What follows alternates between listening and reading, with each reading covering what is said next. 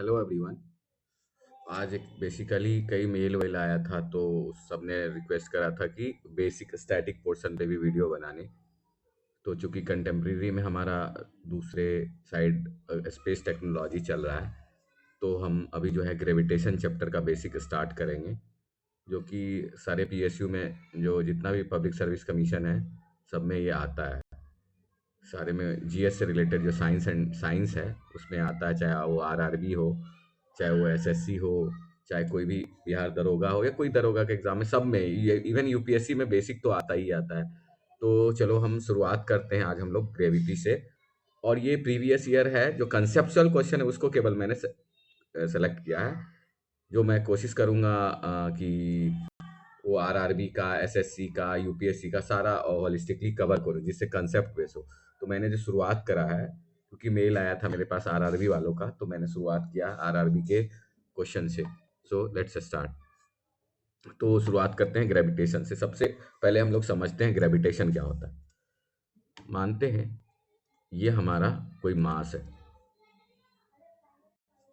कोई मास है ये m1, और दूसरा मास है m2। तो इसके सेंटर से इसके सेंटर के बीच में क्या लगेगा? m1 जो है m2 पर एक अट्रैक्शन फोर्स लगाएगा, और m2 जो है m2 पे एक फोर्स ऑफ अट्रैक्शन लगाएगा। ये जो फोर्स ऑफ अट्रैक्शन है उसको हम लोग क्या बोलते हैं? हम लोग इसको ग्रेविटी बोलते हैं। ये हमेशा क्या होता है? ग्रेविटी जो है ऑलवेज हमारा क्या है? अट्रैक्टिव नेचर का होता है।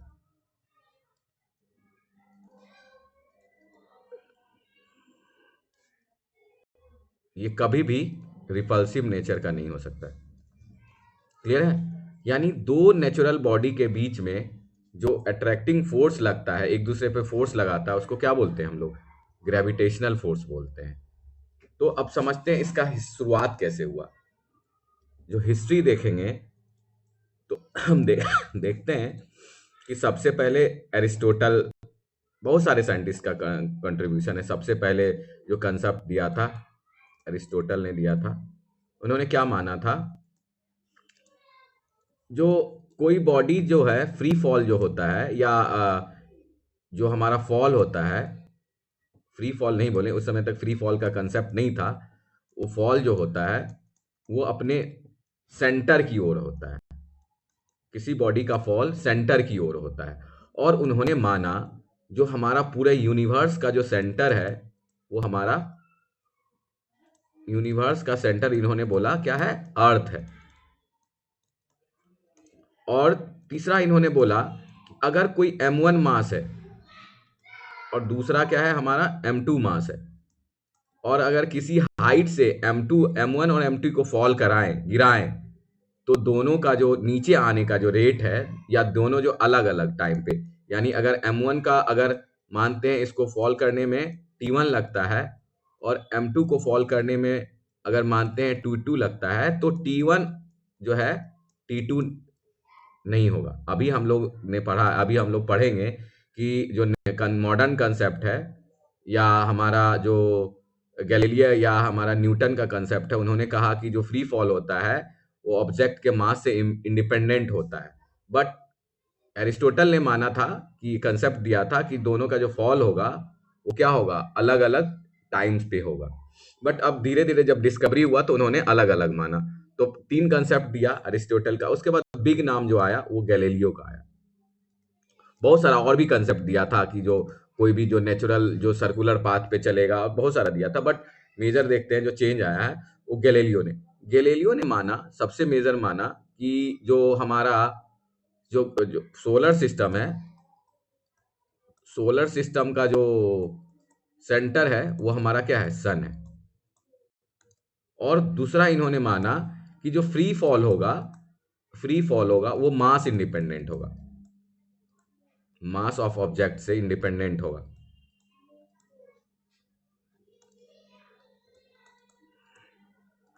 यानी किसी भी मास का ऑब्जेक्ट को जब फ्री फॉल कराएंगे तो मास पे डिपेंडेंट नहीं करेगा। क्लियर है। तीसरा इन्होंने क्या बोला, जो प्रोजेक्टाइल मोशन का कंसेप्ट दिया।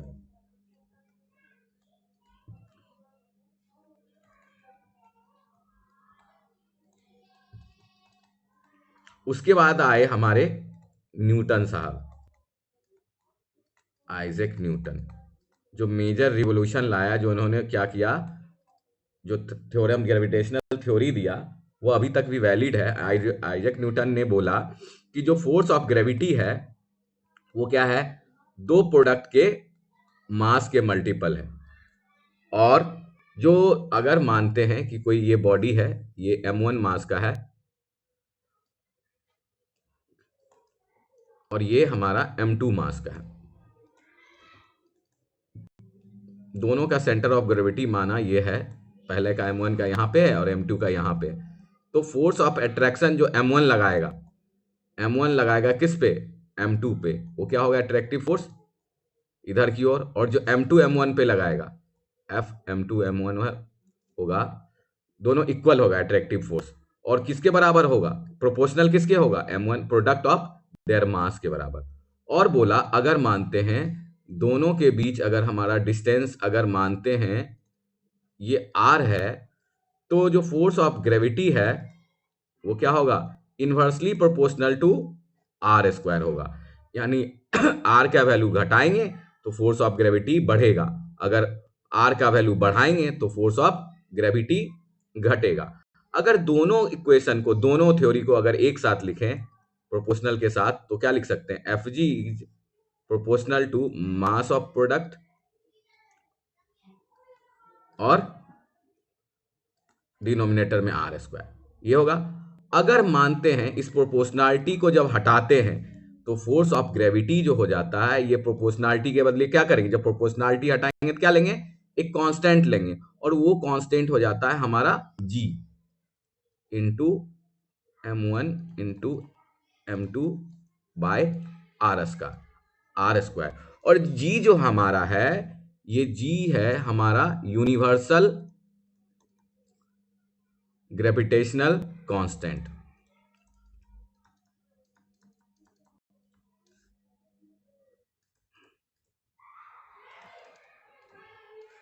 और जो हमारा m1 है और m2 है मास है,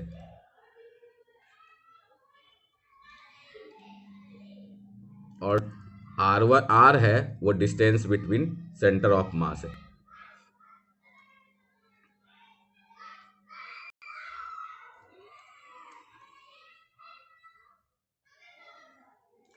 क्लियर है। तो हमने देखा बेसिक कंसेप्ट कि हमारा क्या होता है, जो ग्रेविटेशनल लॉ है वो क्या होता है। अब पहला क्वेश्चन पे आते हैं, बेसिक फंडा था ये। और इसके बाद भी आइजैक न्यूटन के बाद भी आइंस्टीन साहब आए।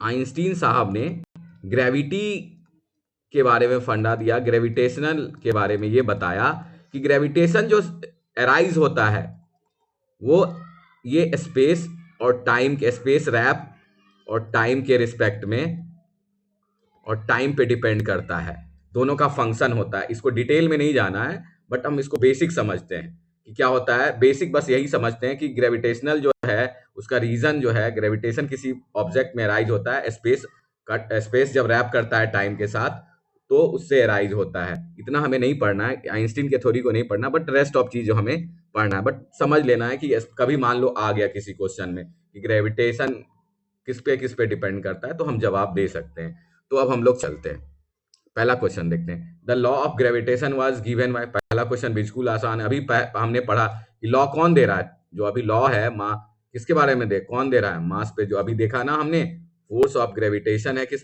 क्या होता है उसका formula, g into m1 into m2 by R square. तो ये किसने दिया था, आइजैक न्यूटन दिया था। पहला क्वेश्चन क्लियर हो गया। अब चलते हैं दूसरे क्वेश्चन की ओर। दूसरा क्वेश्चन कह रहा है gravitational force is defined by the force of attraction between, बिल्कुल आसान, ग्रेविटेशन ऑफ अट्रैक्शन किसके बीच में होगा, हमारे मास के बीच में। तीसरा क्वेश्चन कह रहा है which of the two statement given by A and B is are true, what is force of gravitational। अभी क्या है कि अब सेम क्वेश्चन में अभी जो हमने पढ़ा है न्यूटन का जो प्रिंसिपल उसी पे बेस्ड है। क्या कह रहा है, it is directly proportional to the multiplication of mass of the object to object. तो अभी हमने देखा क्या, फोर्स ऑफ ग्रेविटी जो है किसके प्रोपोर्शनल होता है, m1 इन n2 m2 के। दूसरा क्या कह रहा है, it is directly proportional to the square of distance between the object. But यहाँ पे हमने क्या पढ़ा था, फोर्स ऑफ ग्रेविटी जो है 1/r² होता है, यानी इनवर्सली। यानी ये क्या हो गया हमारा, बी स्टेटमेंट गलत हो गया।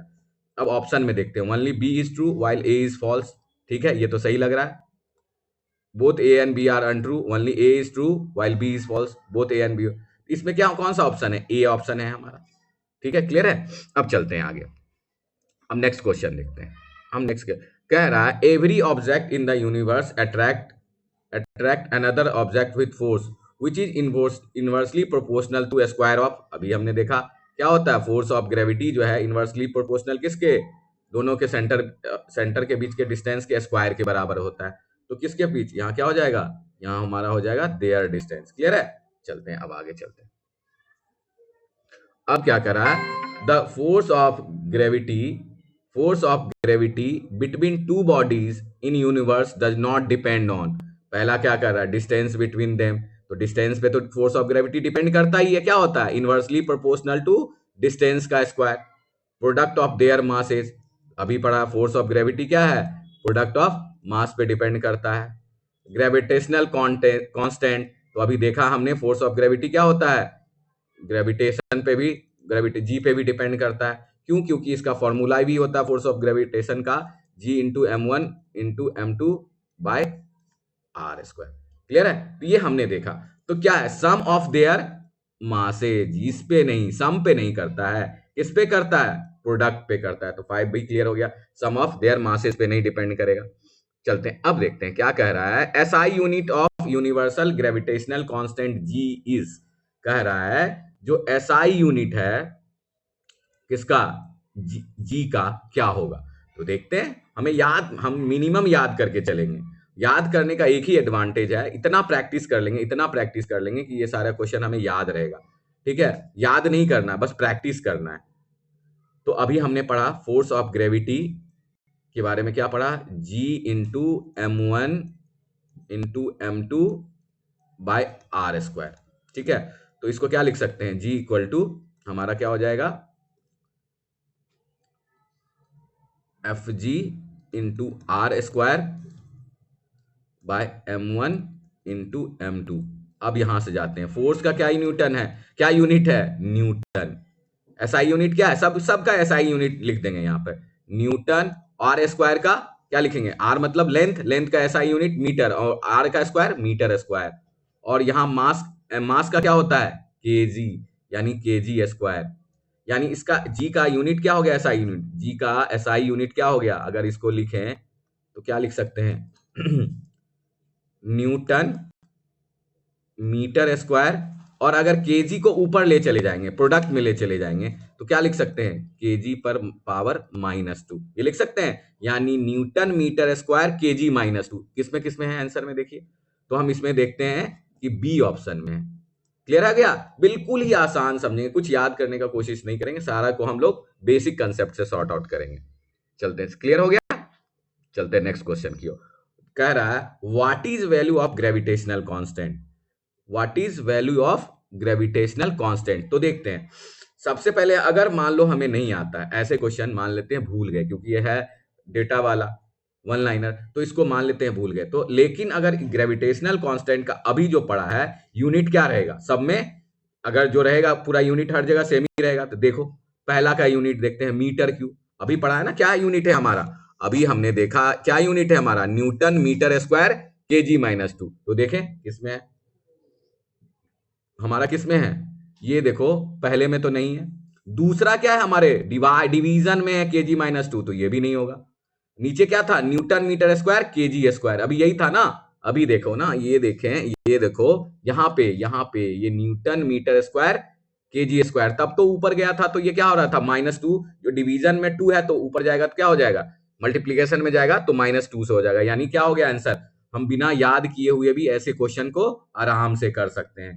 क्लियर है, तो हमारा क्या हो गया, इसका वैल्यू क्या हो गया 6.6734 क्या हो गया हमारा, इसका यूनिट हो गया। और एक बात और यहां पे ध्यान देने वाली है बात है कि ये जो हमारा जी का वैल्यू है, जी का वैल्यू किसने फाइंड, सबसे पहले किसने निकाला, जी के बारे में किसने बताया? तो जो हमारे फेमस साइंटिस्ट थे, नाम सुना होगा केमिस्ट्री में famous, Henry Cavendish. Henry Cavendish सबसे पहले हेनरी कैवेंडिश ने जी का वैल्यू निकाला।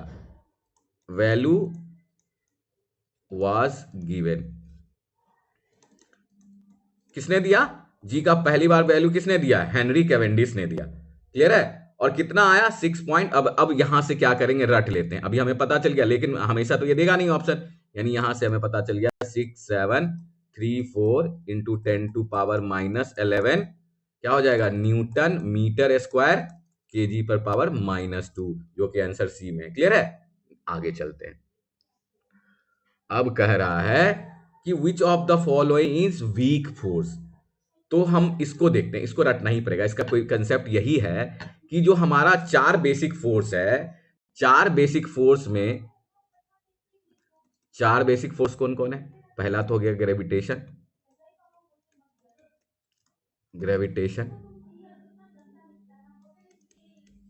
दूसरा हो गया हमारा इलेक्ट्रोस्टैट या इलेक्ट्रोस्टैटिक। तीसरा हो गया हमारा वीक न्यूक्लियर फोर्स।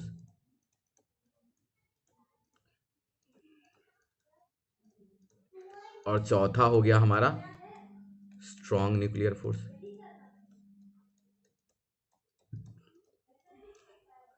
तो इन सब में जो सबसे जो वीकेस्ट होता है वो हमारा कौन सा होता है? ग्रेविटेशनल फोर्स होता है। सबसे वीकेस्ट ग्रेविटेशनल, और सबसे स्ट्रॉन्ग स्ट्रॉन्ग न्यूक्लियर फोर्स। तो अभी तक वीक फोर्स के बारे में पूछ चुका है और हमारा स्ट्रॉन्ग न्यूक्लियर फोर्स के बारे में नहीं पूछा है। तो ये प्रोबेबिलिटी है कि आज न कल ये पूछेगा ही पूछेगा। यानी हमारा वीक हो कौन सा हो गया? ग्रेविटेशनल। और स्ट्रॉन्ग कौन सा हो गया? Strong nuclear force. क्लियर है? अब यहां पे देखते हैं। अब कह रहा है acceleration due to gravity is. अच्छा, एक और चीज यहां समझते हैं। क्या समझते हैं? एक होता है ग्रेविटी, एक होता है ग्रेविटेशनल। एक ग्रेविटी फोर्स होता है, एक होता है ग्रेविटेशनल फोर्स। दोनों में क्या अंतर है, इसको समझते हैं। ठीक है? अगर मान लो कि कोई भी दो जनरल मास है, कोई m1 है और कोई m2 है, अर्थ के अलावा, और इन दोनों के बीच में जो फोर्स ऑफ अट्रैक्शन लग रहा है, ठीक है, उन दोनों के बीच जो फोर्स ऑफ अट्रैक्शन लगेगा उस फोर्स को बोलेंगे कौन सा फोर्स? ग्रेविटेशनल फोर्स बोलेंगे। और अगर m1 m2 में से m1 m2 में से कोई भी एक अगर ये अर्थ हो जाएगा, m1 और m2 कोई अगर एक अर्थ होगा, तो अर्थ का अगर किसी और ऑब्जेक्ट से अगर लगेगा, हमारा फोर्स ऑफ अट्रैक्शन लगेगा, उसको क्या बोलेंगे हम लोग? फोर्स ऑफ अट्रैक्शन जो लगेगा अर्थ और अदर सेलेस्टियल बॉडी के बीच में, उसको हम लोग बोलेंगे ग्रेविटी फोर्स। क्लियर है? ग्रेविटी क्या हो गया? ग्रेविटी हो गया अर्थ के साथ, और ग्रेविटेशनल क्या हो गया? कोई भी जनरल बॉडी अगर रहेगा तो। क्लियर है? अब चलते हैं, अब इस क्वेश्चन को देखते हैं। अब ये हमारा जो क्वेश्चन है, क्वेश्चन नंबर 9, उसके बारे में क्या कह रहा है कि इस क्वेश्चन नंबर 9 में कहा जा रहा है कि दोनों के बीच में जो फोर्स ऑफ ग्रेविटी है उसके बारे में ये हमारा जो निकालिए। तो अब हम इसमें देखते हैं कि हमने अभी क्या पढ़ा, जब कोई ऑब्जेक्ट को फ्री फॉल अर्थ के करीब कराते हैं तो ग्रेविटी लगता है। ग्रेविटी कितना लगता है? मास इंटू एक्सेलरेशन के बराबर। फोर्स क्या होगा? Mass into acceleration. तो मास कितना है हमारा? m है, कोई भी बॉडी का, और एक्सेलरेशन अर्थ के नियर क्या होता है? mg। क्लियर है? तो फोर्स ऑफ ग्रेविटी क्या लगेगा? mg। अब अगर हम देखते हैं, अब क्या देखते हैं कि अगर हम normal general force of gravity की बात करते हैं, अभी न्यूटन्स लॉ से जो निकाला था, उसमें हमारा क्या था? फोर्स ऑफ ग्रेविटी का वैल्यू क्या आ रहा था? g into m1 into m2 bye क्या आ रहा था, आर स्क्वायर, दोनों के सेंटर के बीच में डिस्टेंस। और यहाँ पे क्या कह रहा है, acceleration due to gravity. Gravity मतलब एक क्या होगा, अर्थ होगा, और अर्थ का जो मास इन्होंने ले लिया, अर्थ का जो मास लिया इन्होंने, कैपिटल एम लिया। अर्थ का मास क्या ले लिया, एम ले लिया, और कोई अदर मास को उसी रूप में छोड़ते हैं। यानी ये जो अगर कोई ऑब्जेक्ट अर्थ के करीब है तो ये फोर्स ऑफ ग्रेविटी, ये जो ग्रेविटी वाला फॉर्मूला है और ये ग्रेविटी, ये जो नॉर्मल जनरल वाला, दोनों इक्वल होगा, दोनों तो ग्रेविटी एक ही है। तो हम यहां से क्या लिख सकते हैं, यानी यहां से लिख सकते हैं जी इंटू M1 या M2 कुछ भी लग सकते हैं यहाँ पे, by R square equal to क्या हो जाएगा, mg। ठीक है, तो ये क्या हो गया, m से m ये कैंसिल आउट हो गया, तो g का वैल्यू क्या हो गया, acceleration due to gravity, g का वैल्यू हमारा आ गया, यहां से क्या हो जाएगा, यहां से इस चीज को मैं इधर स्पेस है या नीचे लिखता हूं, यहां से क्या लिखेंगे, g इक्वल टू क्या हो जाएगा, gm बाय आर स्क्वायर, यहां से फोर्स ऑफ ग्रेविटी है, क्या हो गया, gm बाय आर स्क्वायर के बराबर हो गया। तो इसमें कौन सा आंसर आ गया, कौन किस में वैल्यू है, देखें ये क्या है हमारा, नीचे gm बाय आर स्क्वायर, तो किस में है, डी में आंसर है, ये आंसर किस में है, डी में। यानी यहां से ये भी लगा सकते हैं, जो ग्रेविटी है, एक्सेलरेशन जो ग्रेविटी है, वो मास पे, ऑब्जेक्ट के मास पे डिपेंड नहीं करेगा, मास पे क्या करेगा, डिपेंड नहीं करेगा। तो चलते हैं आगे क्वेश्चन देखते हैं। कह रहा है कि the weight of an object is 60 newton when measured on the surface of Earth, what will be the weight when measured on the lunar surface. बहुत अच्छा क्वेश्चन। चलो क्या कह रहा है इसमें, क्वेश्चन देखते हैं।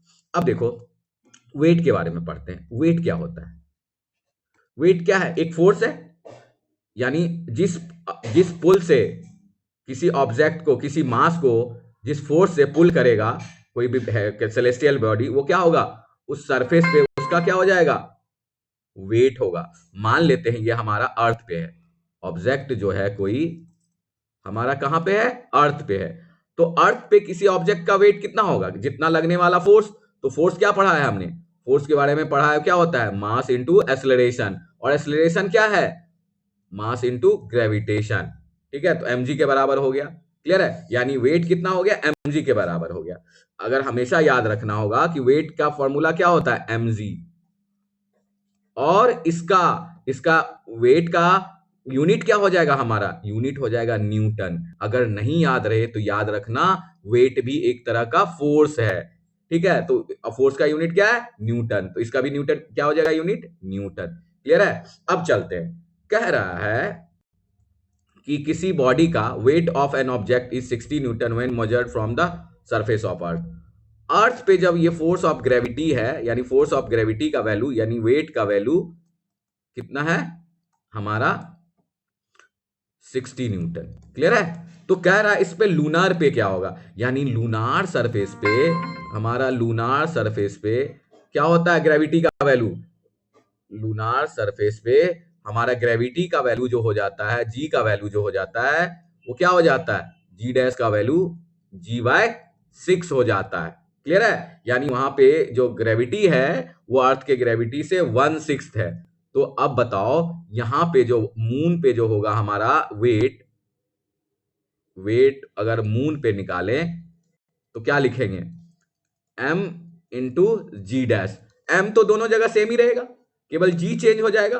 तो अगर हमारा m जो m है वो सेम रहेगा, तो g के जगह पर, g डैश की जगह पर क्या लिख सकते हैं, mg/6 लिख सकते हैं। तो अगर यहां पे mg का वैल्यू कितना है, 60 न्यूटन है, mg का वैल्यू 60 न्यूटन है, तो उसको क्या करेंगे, 60 न्यूटन से 6 से डिवाइड कर देंगे, दैट इज कितना न्यूटन हो जाएगा, 10 न्यूटन हो जाएगा। यानी लूनार सरफेस का वेट कितना हो जाएगा, 10 न्यूटन हो जाएगा। क्लियर है। वेट क्या होता है, मास इंटू ग्रेविटी होता है, और वहां पे अर्थ पे से लूनर का ग्रेविटी 1/6 है, तो ऑब्वियसली वेट भी वहां 1/6 हो जाएगा। तो ऐसे भी सोच सकते हैं, लेकिन हमने फॉर्मूला से भी देख लिया क्या, इसका जो लूनार सरफेस पे जो वेट होगा वो क्या होगा, 10 न्यूटन है। क्लियर है। अब नेक्स्ट क्वेश्चन देखते हैं। अगर एक बार में क्लियर ना हो तो दोबारा भी देख सकते। अब इसको समझते हैं। कह रहा है ये क्वेश्चन थोड़ा सा अच्छा, कह रहा है 11वां को, suppose an imaginary planet whose mass is equal to the half of the Earth. कह रहा है जो मास है, मास ऑफ प्लेनेट है, मानते हैं मास ऑफ अर्थ है हमारा एम ई, उससे क्या कर रहा है, हाफ है, ठीक है, half of the earth, and radius is 1/3। यानी क्या कह रहा है, रेडियस ऑफ प्लेनेट क्या कह रहा है, कह रहा है 1/3। अभी हमारा रेडियस कितना आया था, आर बाय आर आया था, तो ये क्या हो गया, आर बाय थर्ड। क्लियर है। तो अब कह रहा है radius 1/3, if the acceleration due to gravity on the Earth surface is then G, then what will be the acceleration due to gravity on that planet. अभी हमने जी को देखा, अभी जी क्या हो रहा था, जी हो रहा था GM by R square, GM by R square, यही हो रहा था ना। यानी कोई भी बॉडी का जो सेंटर से डिस्टेंस, यही हो रहा था आर। तो अब यहां पे आर की जगह पर क्या रख देंगे, हम आर के जगह पे जो हमारा जीएम है, अब उस ग्रेविटी का वैल्यू कितना होगा, उस acceleration due to gravity on the plane, अगर अर्थ के सरफेस पे है जी, तो वहां उस acceleration due to gravity on that planet क्या होगा। तो सोचते हैं क्या हो जाएगा, जीएम बाय आर स्क्वायर। तो जी तो यूनिवर्सल गैस कांस्टेंट है, जी क्या है हमारा, universal gas universal gravitation constant है। तो जी हमारा हो गया यूनिवर्सल ग्रेविटेशनल कांस्टेंट, और m के जगह पे हम क्या रख देंगे, उस प्लेनेट पर अगर जी निकालना है तो क्या हो जाएगा, एम ई बाय कितना हो जाएगा, ये मान लेते हैं जी डैश, जी तो हमारा अर्थ पे है, तो क्या हो जाएगा G M E dash M E by 2 हो गया। और आर का वैल्यू कितना हो जाएगा, आर क्या हो रहा है, आर बाय 3 हो जा रहा है। जो उस प्लेनेट पे जो रेडियस है वो कितना है, आर जो अर्थ के रेडियस से 1/3 है, तो आर बाय 3 का स्क्वायर हो गया। यानी अगर इसको कितना लिख सकते हैं, जी एम इंटू जो 3 है स्क्वायर, ये क्या हो जाएगा, ऊपर चला आएगा, और नीचे क्या बच जाएगा, 2 आर के बराबर। यानी कि अगर इसको लिखते हैं, क्या लिख सकते हैं, इसको लिखेंगे तो क्या लिखेंगे, जीएम बाई आर इंटू 9/2, ये लिख सकते हैं। यानी जीएम बाय आर क्या हो गया हमारा, जीएम बाय आर का वैल्यू क्या हो गया हमारा, अभी यहां से लिखे हैं, ये पहले इससे जस्ट पहले निकाला था, जी का वैल्यू कितना होता है, जीएम बाय आर होता है। तो अगर यहां पे जीएम बाय आर की जगह पर क्या लिख सकते हैं, जी इंटू जी लिख देंगे, और इसको करेंगे 9/2। यानी जो इस प्लेनेट पे जो ग्रेविटी का वैल्यू होगा क्या होगा, 9/2 टाइम्स ऑफ ग्रेविटी होगा। क्लियर है। इसको थोड़ा सा मैं और एक बार क्लियर करता हूं, मुझे लग रहा है वीडियो में कुछ बार बार मैसेज के कारण थोड़ा सा गड़बड़।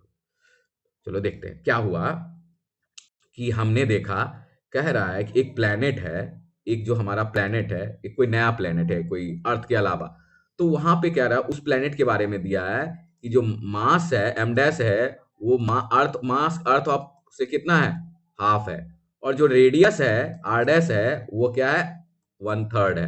तो इस पर ग्रेविटी क्या होगा, तो हमने अभी ग्रेविटी का फॉर्मूला देखा था, क्या देखा था कि क्या होता है, ग्रेविटी का फॉर्मूला देखा था जी इंटू मास, तो मास क्या है, एम ई बाय 2, और क्या देखा था, आर का स्क्वायर, आर मतलब सेंटर से डिस्टेंस का स्क्वायर, यानी आर बाय 3 का स्क्वायर।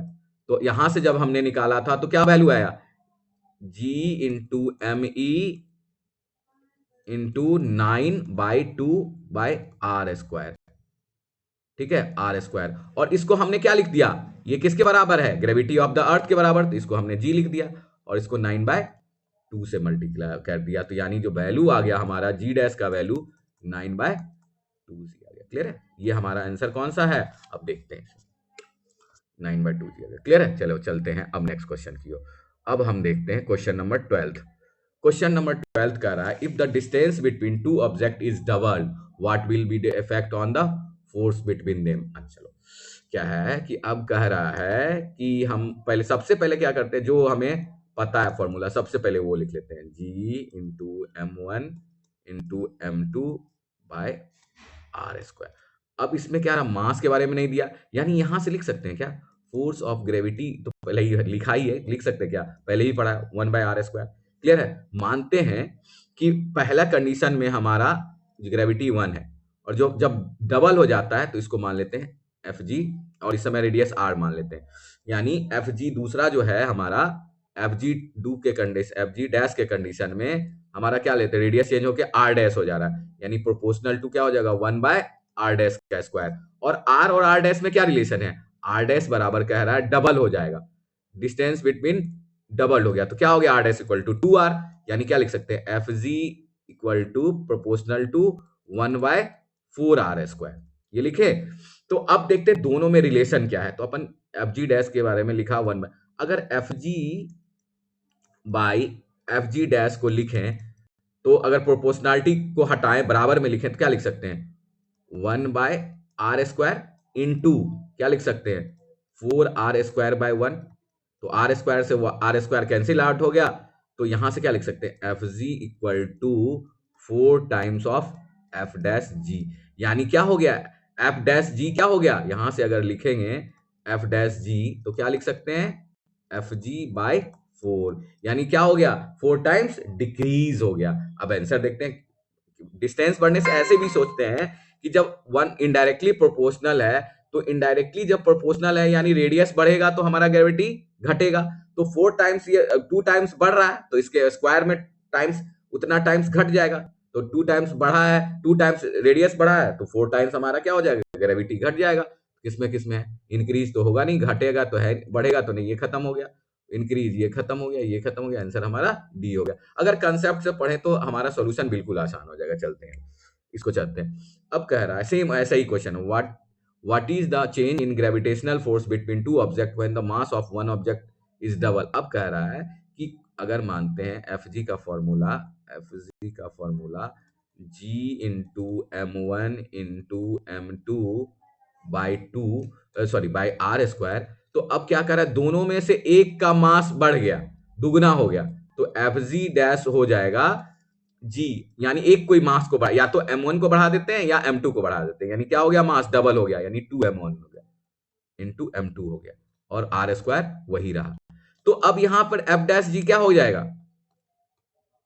2 इंटू जी इंटू m1 इंटू m2 का m1 into m2 by R का स्क्वायर।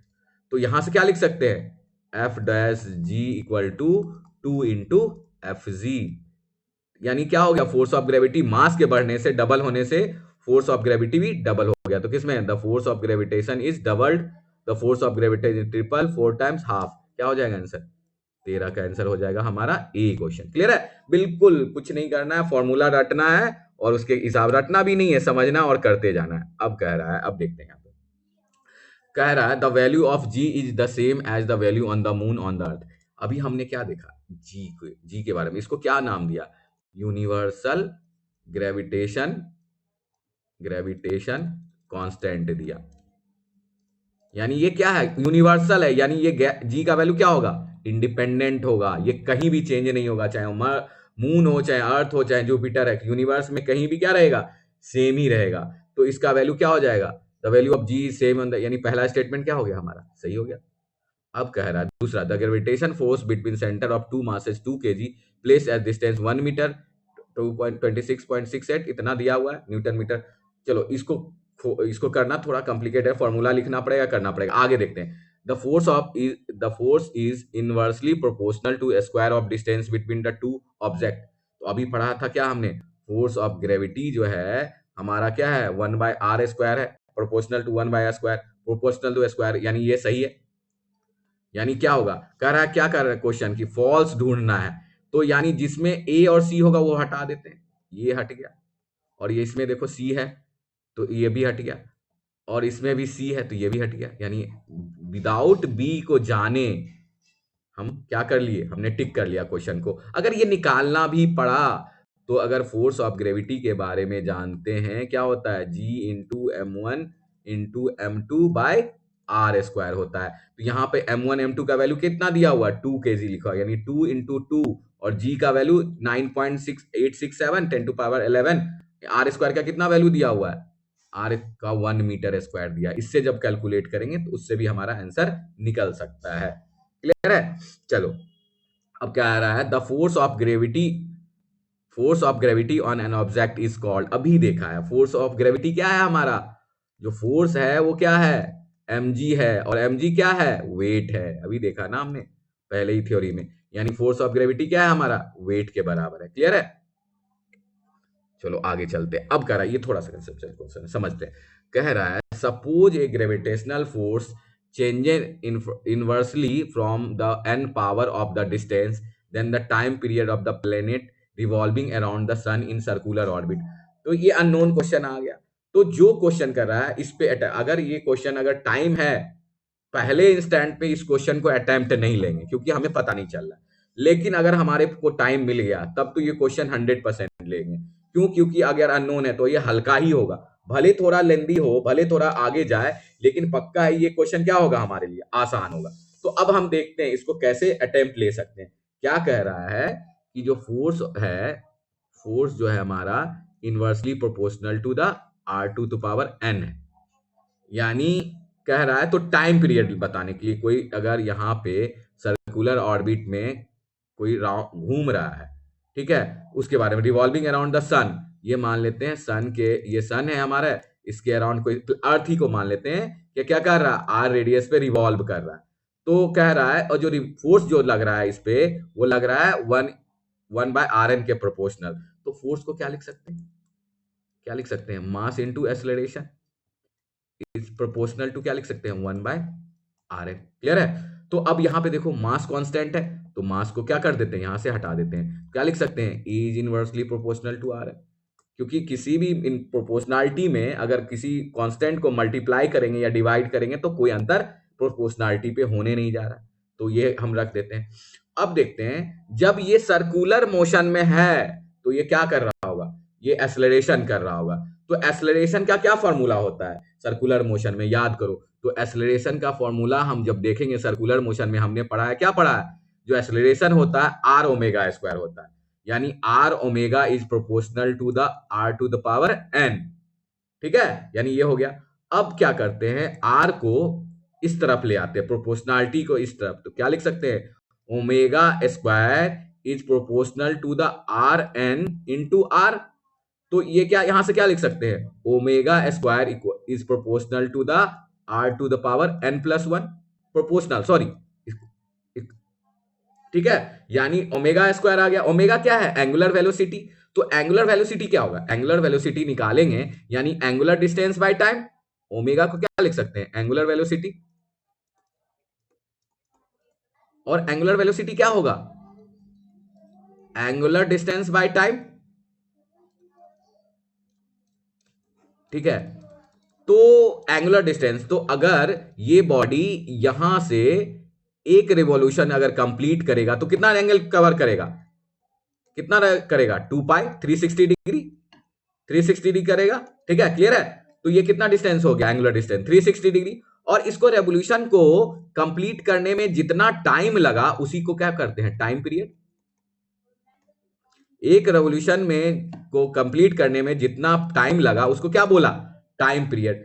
तो अब हमें क्या निकालना है, टाइम पीरियड के रिस्पेक्ट में रिलेशन। तो हमारा क्या लिख सकते हैं, यानी एंगुलर स्पीड को टाइम पीरियड के रिस्पेक्ट में लिखे तो क्या लिख सकते हैं, 2/t लिख सकते हैं। यानी कि ओमेगा को, एंगुलर वेलोसिटी को क्या लिख दिया, 2π/t का स्क्वायर इज प्रोपोर्शनल टू क्या हो जाएगा, 1/rn+1। क्लियर है? बताओ। तो अब अगर हम क्या करते हैं कि यहां से भी क्या हो रहा है हमारा, 2π कांस्टेंट आ गया, एक और आसान हो गया। तो ये हो गया हमारा 1/t² is proportional to r⁴n+1। तो यहां से क्या लिख देंगे, t² is proportional to the, क्या लिख देंगे, t² is proportional to the r⁴n+1। अब देखो ये स्क्वायर को अगर उस साइड प्रोपोर्शनलिटी साइड ले जाएंगे, जैसा इक्वल में करते हैं वैसा ही प्रोपोर्शनलिटी में भी करते हैं। तो देखो अगर t² को t लिखें तो क्या लिख सकते हैं, वो प्रोपोर्शनल है तो क्या हो जाएगा, स्क्वायर रूट हो जाएगा। तो स्क्वायर रूट मतलब क्या, स्क्वायर रूट मतलब 1/2, यानी क्या हो गया, rn+1 क्या हो जाएगा, इसका रूट यानी 1/2, यानी क्या हो गया, t is proportional to the rn+1/2। यानी टाइम पीरियड क्या हो गया, n+1/2 के प्रोपोर्शनल हो गया। तो अब देखते हैं किसमें आंसर है। आसानी था, बिल्कुल ही आसान था, लेकिन टाइम लगता है। ये क्या है हमारा, देखते हैं आंसर नंबर सी में आंसर। क्लियर है, कितना आसानी था, बस हमें जैसा जैसा बोल रहा है वैसा वैसा फॉलो करना है। बट इसमें क्या हो गया, थोड़ा सर्कुलर मोशन का फंडा आ गया, और कुछ नहीं है। क्या हमने किया, एक बार और देख लेते हैं। कुछ नहीं किया हमने, जो आता था वही किया, जो नहीं आता था वो नहीं किया। हमने क्या किया कि हमने पहले फॉर्मूला देखा कि mg जो होता है हमारा क्या होता है, फोर्स होता है। और फोर्स क्या होता है, वो हमें दिया हुआ है। सबसे पहले दिया हुआ force is inversely proportional to the r⁴n। तो फोर्स को हमने लिख दिया, क्या लिख दिया, mg लिख दिया। mg इज प्रोपोर्शनल टू क्या लिख दिया, 1/r⁴n। तो m जब यहां से क्या है, कांस्टेंट है, तो किसी से किसी साइड अगर कांस्टेंट है और जब कांस्टेंट को डिवाइड कर देते हैं या हटाते हैं तो प्रोपोर्शनलिटी पे तो कोई अंतर होने वाला नहीं है। यानी क्या लिख सकते हैं, g is proportional to the, या फोर्स इंटू एस, जी नहीं बोलते हैं इसको, जी नहीं बोलो, एक्सेलरेशन बोलो। फोर्स को क्या लिखा, मास इंटू एक्सेलरेशन, ये मास इंटू एक्सेलरेशन लिखा। ठीक है, ग्रेविटी नहीं कर रहा, कोई जनरल प्लेनेट की बात कर रहा है। देखो ना क्या कह रहा है कि suppose the gravitational force changes universally from the n power of the distance, then the time period of the planet revolving around the sun in circular orbit radius r will be proportional। यानी कह रहा है कि ये हमारा अगर कोई सन के अराउंड कोई प्लेनेट क्या कर रहा है, रिवॉल्व कर रहा है। रिवॉल्व कैसे कर रहा है, सर्कुलर मोशन में कर रहा है। ये प्लेनेट क्या कर रहा है, सर्कुलर मोशन में, और ये दोनों के बीच डिस्टेंस r है। तो रिलेशन निकालना है कि क्या होगा। तो अगर हमको रिलेशन निकालना होगा तो दोनों के बीच में फोर्स दिया हुआ, फोर्स के क्या रिलेशन दिया हुआ, जो फोर्स है हमारा इनवर्सली प्रोपोर्शनल टू क्या है, r⁴ रेडियस डिस्टेंस का पावर n है। तो फोर्स को हमने क्या लिया, फोर्स को लिया हमारा क्या हो गया, mass into acceleration is proportional to the r⁴n। और हमने a को क्या लिख दिया, a को एक्सेलरेशन को किसके टर्म में लिख दिया, क्योंकि ये क्या कर रहा है, सर्कुलर पाथ में जा रहा है। तो एक्सेलरेशन को हमने लिख दिया r⁴, एंगुलर वेलोसिटी के टर्म में लिख दिया। एक्सेलरेशन क्या होता है, r⁴ is proportional to the r⁴n। और हमने क्या किया, r को फिर प्रोपोर्शनलिटी के इस साइड ले आए। तो इस साइड ले आए तो इधर मल्टीप्लीकेशन में है, तो इधर क्या हो जाएगा, डिवीजन में हो जाएगा। यानी ω² इक्वल प्रोपोर्शनल टू क्या हो जाएगा, r इंटू r⁴n। यानी दोनों बेस सेम है तो पावर क्या हो जाएगा, जुट जाएगा। यानी ω² इज प्रोपोर्शनल टू 1/r⁴n+1। और ओमेगा को क्या लिख दिया, ओमेगा नहीं, एंगुलर वेलोसिटी, इसको ओमेगा ही कह लो। ओमेगा को क्या लिख दिया, एंगुलर वेलोसिटी। और एंगुलर वेलोसिटी क्या देखा, जो होता है कितना के बराबर होता है, वो टाइम पीरियड के रूप में लें तो क्या होता है, एक टाइम पीरियड में 2π ट्रेवल डिस्टेंस करता है। तो उसमें से क्या हो जाएगा हमारा एंगुलर वेलोसिटी, वेलोसिटी क्या होता है, डिस्टेंस बाय टाइम। यानी एंगुलर वेलोसिटी अगर है तो एंगुलर वेलोसिटी क्या हो जाएगा, एंगुलर डिस्टेंस बाय टाइम।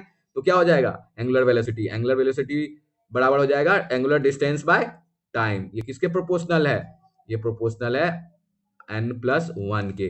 तो यहां से क्या हमने निकाला, यहां से निकाला 1/t is proportional to the r⁴t नहीं, सॉरी, 2πt का स्क्वायर।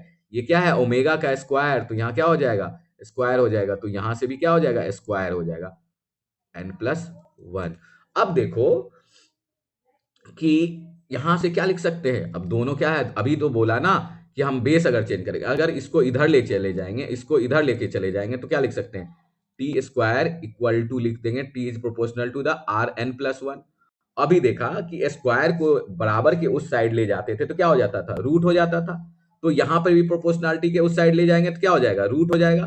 तो यहां से क्या हो जाएगा, रूट का वैल्यू कितना हो जाता है, 2 है, तो इधर जाएगा तो 1/2। यानी t is proportional to r⁴n+1/2, जो कि आंसर में हमारा कौन सा था, आंसर में हमारा था सी आंसर। क्लियर है, दोबारा भी मैंने क्लियर करा दिया। चलो अब एक बार और नेक्स्ट क्वेश्चन की ओर चलते हैं। कह रहा है, देखो याद रखो, अभी सेम क्वेश्चन ऐसा ही सेम किया, इसको रिपीट है लेकिन अलग है। कह रहा है the value of G on the moon is equal to the value of G on the Earth. यानी ये तो सही है, जी का वैल्यू कहीं भी ले जाओ, मून पे ले जाओ, जुपिटर पे ले जाओ, मार्स पे ले जाओ, सब पे क्या रहेगा, कांस्टेंट ही रहेगा। सेम क्वेश्चन का लैंग्वेज चेंज करके दिया है, कंसेप्ट सीमित ही है, न्यूमेरिकल कंसेप्ट बेस्ड जब भी रहता है या कोई कंसेप्ट बेस्ड कोई भी प्रॉब्लम देते हैं तो लिमिटेड कंसेप्ट लेकिन सोचने का आईक्यू लेवल अलग अलग होना चाहिए हर एक का। तो ये दे दिया, उसमें दे दिया था इंडिपेंडेंट लेबोरेटरी में और अर्थ पे, इसमें दे दिया मून पे। तो सिंपल है। अब सेम क्वेश्चन है जो बी वाला, अब वही सेम निकालना पड़ेगा इसमें। Force of gravity equal to क्या हो जाएगा, G into M by R square. जो दिया हुआ इसका वैल्यू पुट करेंगे निकल जाएगा। और क्या कह रहा है, Newton's law is valid only in laboratory. अभी तो हमने देखा कि प्लेनेट के बीच में भी हो रहा है, यानी ये क्वेश्चन क्या हो गया, सी गलत हो गया। यानी यहां से ए सही है, पूछ रहा है incorrect, which of the following statement is incorrect, तो पूछ रहा है इनकरेक्ट, यानी इनकरेक्ट एक सी हो गया और ए करेक्ट। जिसमें ए होगा वो तो हटा देंगे, ओनली ए हटा देंगे।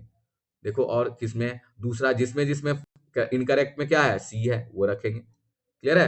अब कह रहा है तीसरा, देखते हैं तीसरा के बारे में। ये हमारा एक हट गया, ये हमारा हट गया।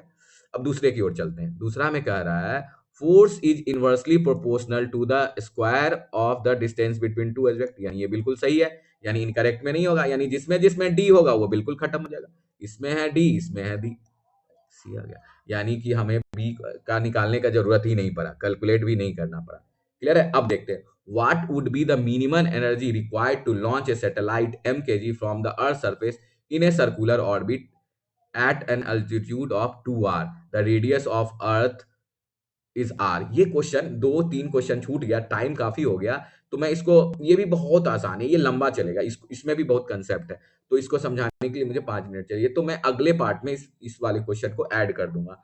तो चलो, हमने बहुत अच्छे से शुरुआत से, बेस से शुरुआत किया है, और पूरे आरआरबी को, एसएससी को, यूपीएससी को, दरोगा को, सबका स्टैटिक हम कोशिश करेंगे अंडर 100 आवर में क्लियर कर ले।